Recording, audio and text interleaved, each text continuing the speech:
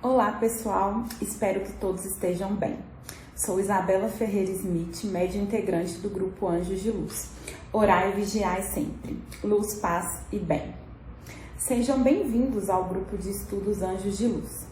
Hoje falaremos do capítulo 10 do livro Evangelho segundo o Espiritismo.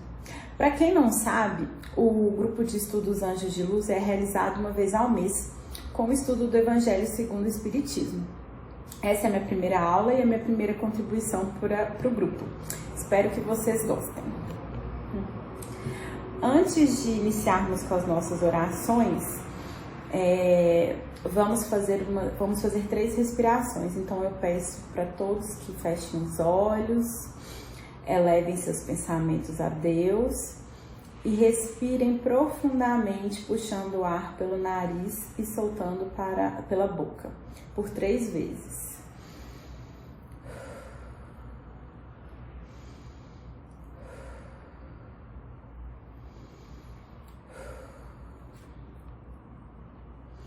Agora, nós faremos o mantra do perdão, do amor e gratidão do Grupo Anjos de Luz. Hoje me perdoo e neste momento perdoo a todos. Peço perdão, sinto muito, eu me amo, amo a todos. Sou grato, estou livre, todos estão livres. Assim é, assim será. Está feito. Amém, amém, amém e amém. E agora também faremos o decreto dos servidores da luz. Eu sou um corpo de luz. Eu acendo a luz em mim e ao meu redor. Eu aciono as potencialidades cósmicas da luz para que vibrem em cada ser. Eu sou a luz. Eu sou a mais alta vibração de luz. Eu sou luz. Eu vibro na luz e permaneço na luz por toda eternidade. Bom, pessoal, nossa aula hoje é sobre o capítulo 10, como eu já disse, e o título dele é Bem-aventurados aqueles que são misericordiosos. E o presente capítulo, ele se divide nos seguintes tópicos, e eu também dividi minha aula dessa forma. Perdoai para que Deus vos perdoe, reconciliar-se com os adversários, o sacrifício mais agradável a Deus, o argueiro e a trave no olho, não julgueis a fim de que não sejais julgados, instruções dos espíritos, perdão das ofensas e a indulgência. Então agora vamos começar com perdoai para que Deus vos perdoe. E aí eu vou ler aquelas citações da Bíblia do início, né, de cada que tem em cada tópico do Evangelho. Bem-aventurados aqueles que são misericordiosos, porque eles próprios obterão misericórdia. São Mateus capítulo 5, versículo 7. Se perdoardes aos homens as faltas que eles fazem contra vós, vosso Pai Celestial vos perdoará também vossos pecados. Mas se não perdoardes aos homens quando eles vos ofendem, vosso Pai também não vos perdoará os pecados. São Mateus capítulo 6, versículo 14 e 15. Se vosso irmão pecou contra vós, ide-lhe exibir sua falta em particular, entre vós e ele. Se ele vos escuta, tereis ganho vosso irmão. Então Pedro, aproximando-se, disse-lhe: Senhor, quantas vezes perdoarei ao meu irmão quando ele houver pecado contra mim? Será até 7 vezes? Jesus lhe respondeu: Eu não vos digo até 7 vezes, mas até 70 vezes 7 vezes. São Mateus, capítulo 18, versículo 15, 21 e 22. Nós somos, pessoal, a imagem e semelhança de Deus. Logo, se nós esperamos, né, que Ele nos perdoe das nossas faltas, nós também precisamos praticar o perdão durante a nossa existência. Perdoar também nos aproxima de Deus. E o esquecimento das ofensas é algo próprio das almas elevadas, né? A gente vê que é uma coisa difícil e que a cada vez que nós perdoamos, nós evoluímos espiritualmente.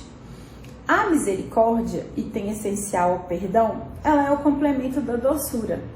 Quem não tem misericórdia não sabe ser brando, não sabe ser pacífico. pois não vai ter aquele olhar piedoso e misericordioso para com o outro. E a nossa misericórdia, ela não deve ter limites. Outro ponto importante sobre o perdão é que ele não deve impor condições. Aquele perdão que, eu só vou perdoar se fulano se rebaixar a mim, ou eu vou perdoar, mas não vou me reconciliar. Isso não é perdão. O verdadeiro perdão, ele não impõe condições e ele também não humilha. Então agora vamos passar para o segundo tópico, reconciliar-se com os adversários. E eu vou passar para a passagem. Reconciliai-vos o mais depressa com o vosso adversário, enquanto estáis com ele no caminho, a fim de que vosso adversário não vos entregue ao juiz, e que o juiz não vos entregue ao ministro da justiça, e que não sejais aprisionados. Eu vos digo em verdade, que não saireis de lá enquanto não houverdes pago até o último ceitil. São Mateus capítulo 5, versículo 25 e 26. Um ponto muito importante sobre o perdão, pessoal, e que às vezes a gente não observa, é que além do efeito moral que ele tem, né, de levar a nossa alma e tudo mais, ele possui um efeito material, que é o de resolver todas as contendas na nossa existência e o quanto antes. E isso faz com que a gente acabe por afastar os inimigos, tanto nessas existências quanto nas próximas existências. Isso evita a perseguição dos espíritos vingativos, que porventura a gente tem alguma pendência, evita o karma e ainda, quando a gente resolve, nós podemos criar um amigo, uma amizade entre espíritos, né? Muitos, se diz uma frase, morto o animal, morto o veneno. Ela não se aplica aos homens, porque muitas vezes, né, as discórdias que a gente cria nessa vida, elas seguem, né? A pessoa com qual nós tivemos o problema, ela às vezes, né, desencarna, mas ela ainda tem problema conosco, ainda nos persegue, ou espera até uma próxima existência nossa para continuar nos perseguindo, porque enquanto nós estamos encarnados, né, nós somos mais vulneráveis. Normalmente, o obsediado e o possesso são quase sempre vítimas de uma vingança anterior. E por que Deus permite isso? Permite para que a gente possa aprender e evoluir em relação, né, ter uma certa punição em relação ao mal que a gente fez, ou se nós não fizemos, pelo perdão que nós não demos. Então, é recomendável que se extermine antes de morrer todo motivo de dissensões, para que a gente tenha uma tranquilidade futura, né, em todas as existências. Deus não costuma permitir que quem perdoou seja alvo de uma vingança futura. Então, vamos ao próximo tópico, o sacrifício mais agradável a Deus.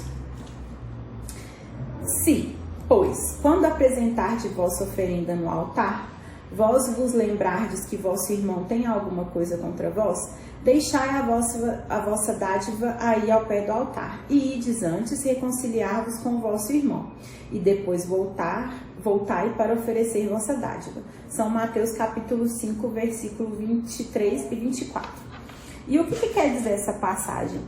Que toda oferenda que a gente fizer a Deus, ela deve preceder de um coração puro, um coração sem ressentimento.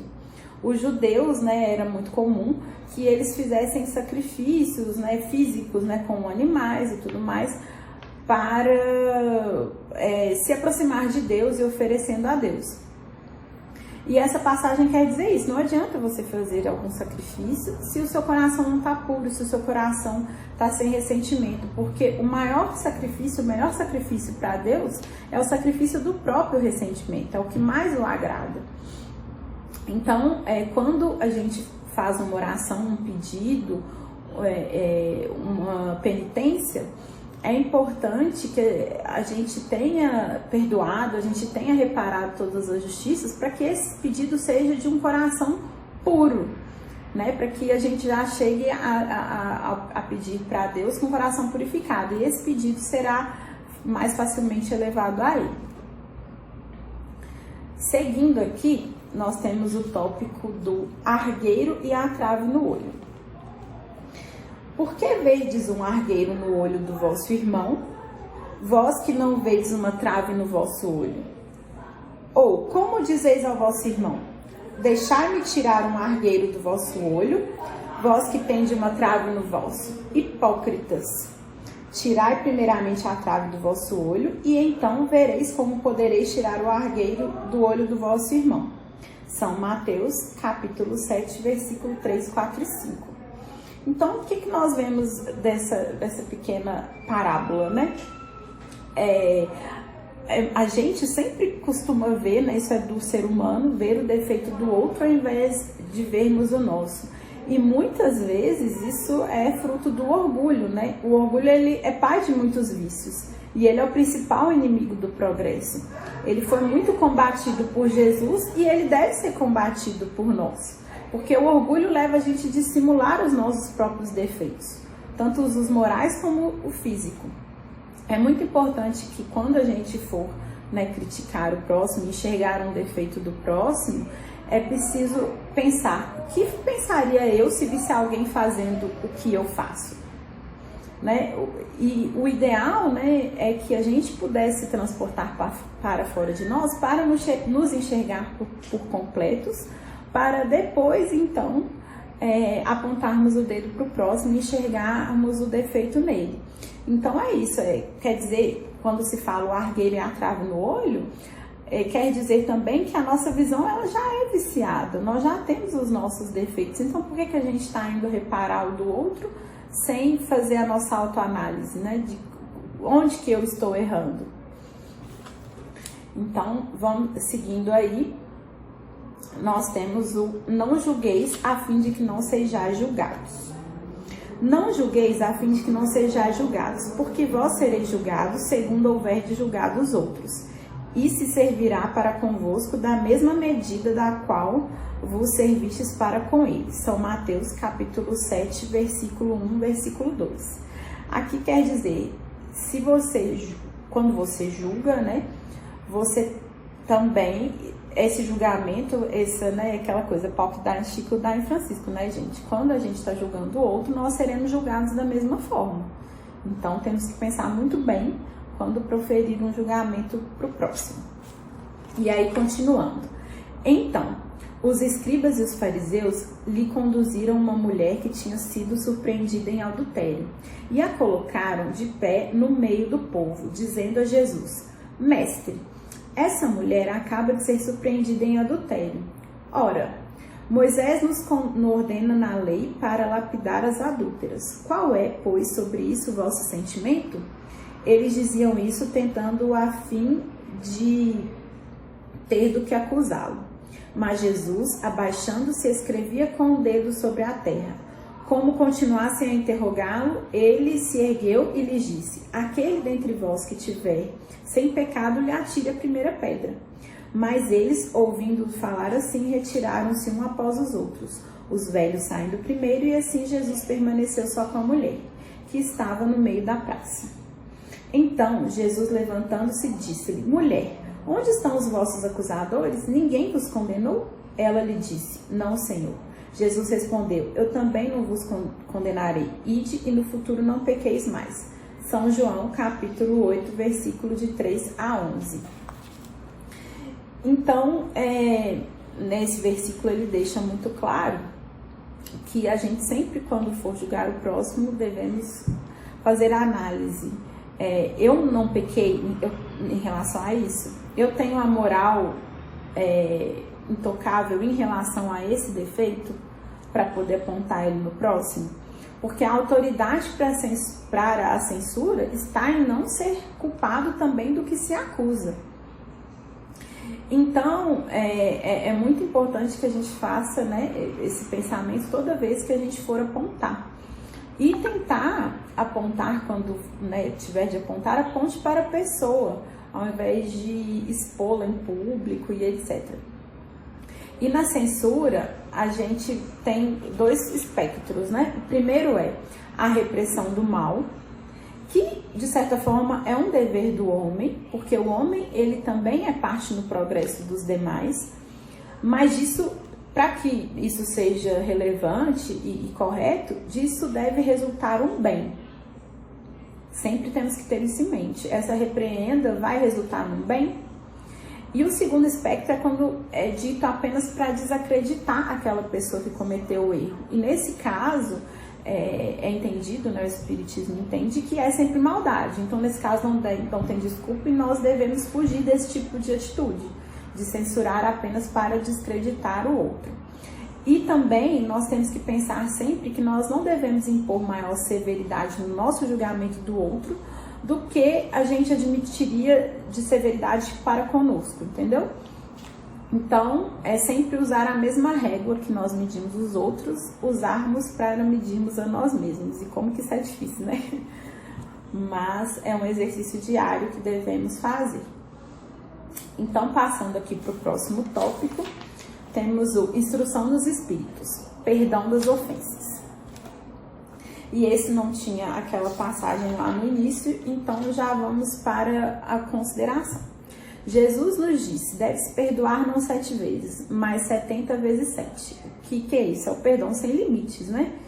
E devemos sempre prezar por sermos brandos e humildes de coração.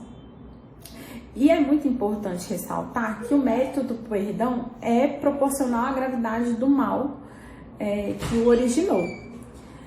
E nesse sentido, quanto mais grave for a ação do outro, mais valoroso será o nosso perdão. Então é importante a gente sempre tentar, por mais gravoso que isso seja, fazer o exercício do perdão. E é muito importante ter em mente também, gente, que nós não passamos por nada à toa nessa vida, né? Então, por mais doloroso que aquilo seja, vamos fazer o exercício de tentar perdoar e de tentar superar aquilo. E até Simeão dizia, feliz pois aquele que pode cada noite adormecer dizendo, nada tenho contra o meu próximo. Então, assim, como é bom você pensar que você não está alimentando rancor, que você não está alimentando ódio e ressentimento, porque são sentimentos que fazem mal, principalmente a nós mesmos. Às vezes o outro tanto faz como tanto fez. E aquele que optou pelo caminho do Espiritismo, é uma pessoa que não pode nunca se afastar desse caminho, é um caminho sem volta. Então a gente tem sempre que praticar cada vez mais e procurar não pecar e perdoar, assim, ter um perdão genuíno até nos nossos pensamentos, porque Deus sabe do que está dentro de nós. Então temos que tentar sempre fazer com que esse perdão seja de fato genuíno e não seja apenas um perdão de lábios. Quando a gente perdoa, mas no fundo, se a pessoa ali na frente tropeça, a gente regozija-se daquilo. Não devemos fazer isso. O perdão deve ser aquele perdão do coração, que bota um véu sobre o passado e realmente você consegue seguir em frente. Porque o esquecimento completo das ofensas, quando a gente consegue esquecer aquilo mesmo, ele é próprio das grandes almas. E não quer dizer que a gente vai conseguir hoje, ou até mesmo nessa existência, fazer isso, mas a gente sempre tem que tentar e buscar por isso. É muito importante. E seguindo, aí temos o último tópico, que é o da indulgência, que também não teve passagem. Então, eu vou fazer apenas as minhas considerações. A indulgência é um sentimento, né, uma postura muito nobre, que faz com que a gente não veja os defeitos do próximo. Ou se por acaso a gente vê, a gente não tem aquela necessidade de comentar, aquela necessidade de expor. A gente não se ocupa com os maus atos dos outros quando nos tornamos indulgentes. Isso é muito importante. Aquela coisa, né? Vamos nos ater a nós de olhar primeiro para dentro de nós, para depois pensar lá fora. E vamos enaltecer o lado bom das pessoas, né?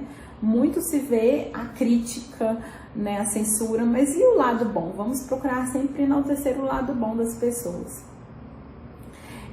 Nós devemos, né, ser severos conosco e indulgentes com os próximos, o que é até o oposto, né, como eu já disse lá no início da aula, à natureza humana, mas é isso que a gente deve sempre buscar.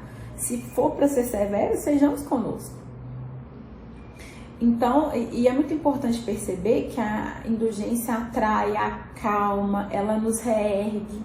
E o rigor desencoraja, afasta e irrita os demais. Então, que a gente consiga semear, né, as indulgências. A repreenda, quando for feita, ela deve ser feita com moderação, com um fim útil e nunca só para denegrir.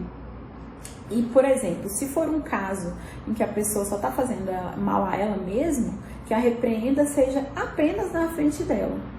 Somente quando o mau ato ele faz mal a outras pessoas que nós devemos considerar a falar, não somente com a pessoa, mas também com aqueles que foram afetados por aquele mau ato. Né? Não é proibido também ver o mal onde ele existe, mas nós temos que agir de uma maneira ponderada, sempre, quando for para fazer essa repreenda. E é isso, pessoal.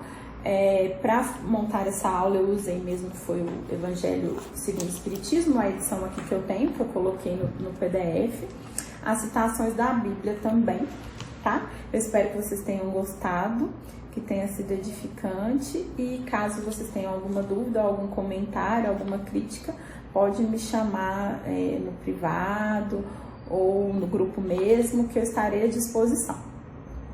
No próximo capítulo, que vai acontecer no mês de março, nós iniciaremos o capítulo 11, Amar o Próximo como a Si Mesmo.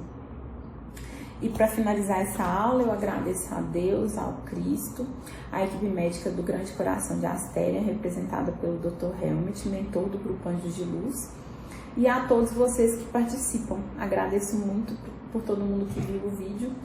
Foi um prazer enorme estar aqui, um desafio, mas um prazer enorme. Então sintam-se abraçados e até o próximo mês. Orai e vigiai sempre, luz, paz e bem. Obrigada e gratidão.